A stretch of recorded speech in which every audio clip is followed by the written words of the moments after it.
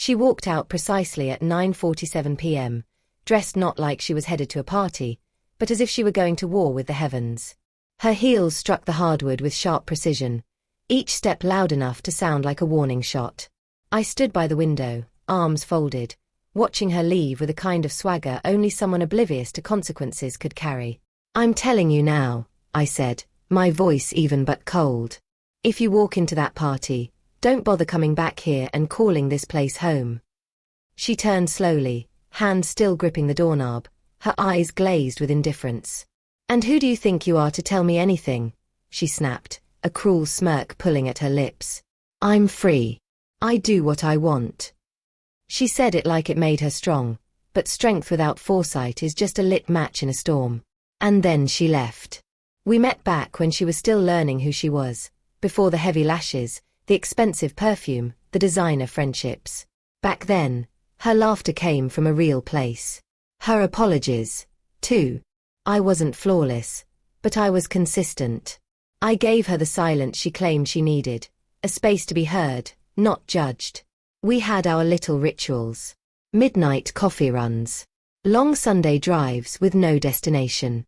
There was a time when love lived here. Deep, persistent love. But love like that, it's raw, exposed. And eventually, she wanted something else. Something easier. So she stopped being real and started putting on a show. For her friends, for approval, for online praise. The nights grew longer. Her replies got shorter. She stopped saying goodnight. That was the first warning sign. Quiet. Not cruel. Just missing. I should have caught it then.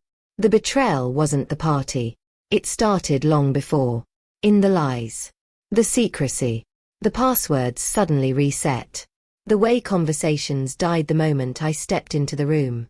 How her phone lived on Do Not Disturb, yet still lit up when she thought I wasn't paying attention. One night, I opened her laptop.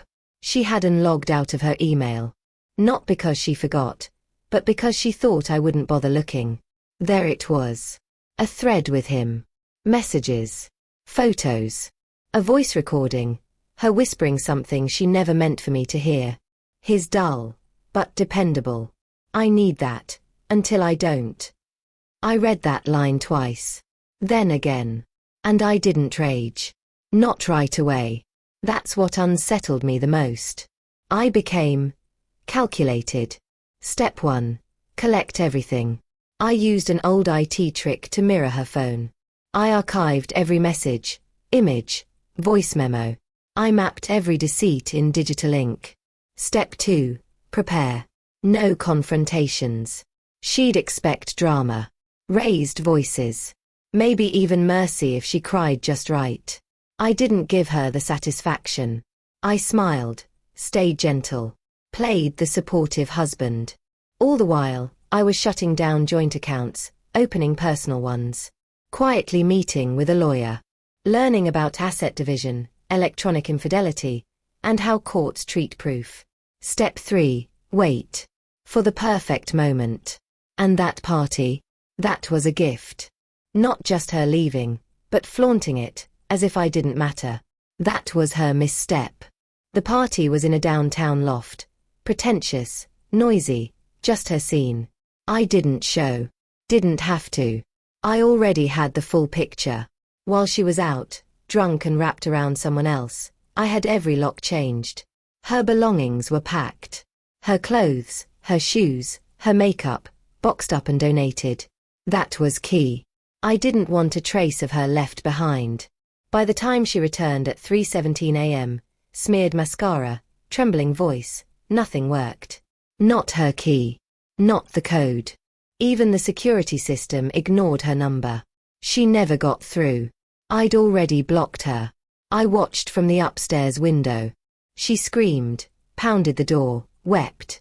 Eventually, I turned off the light and went to bed. The next morning, she found me at work. "You've lost your damn mind," she hissed, cornering me in the parking lot. "You can't do this." I stared at her like I didn't know her, because by then, I didn't. "You brought this on yourself," I said, and handed her the envelope. Inside was everything. The divorce paperwork. Photos. Message transcripts. A detailed report tracking every dollar she funneled into her affair. Cold, undeniable proof. And the final blow, a printed email from the man she'd been sneaking around with. He was calling it off. I had sent him the call logs, the screenshots, even our wedding video, anonymously. He had no idea who it came from, but the message was clear. He had a fiancée. Not anymore. He broke things off, blocked her, erased her from his life like she'd never existed.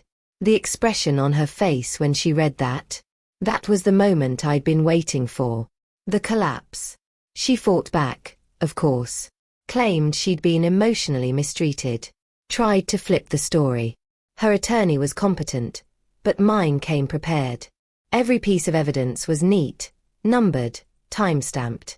I'd tracked every dollar she spent on their meetings. Every catalogued receipt, every hotel charge, every Uber drop-off. There was no room for negotiation.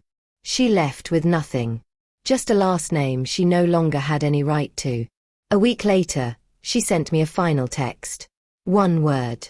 Why? I didn't answer. I didn't need to. The truth was uncomplicated. Once upon a time, I loved her. Loved her enough to forgive the inconsistencies. To believe the stories. To keep offering pieces of myself, hoping she'd remember who she used to be. But love cannot outlive resentment. And betrayal doesn't leave bruises. It rebuilds you. She didn't just break my heart. She forged someone else in the wreckage. Someone deliberate. Calculated. Cold. And finally, free. Now the house is still. No scent of her perfume in the hallways. No laughter echoing through the walls. Just silence, the same silence I used to dread, now a comfort I've come to protect. This isn't loneliness. It's peace I earned, inch by inch. And if she ever dares to return, hoping for warmth, forgiveness, or some twisted nostalgia, she'll find only the shadow of her own decisions. Nothing else. No welcome. No home. Only the silence she created.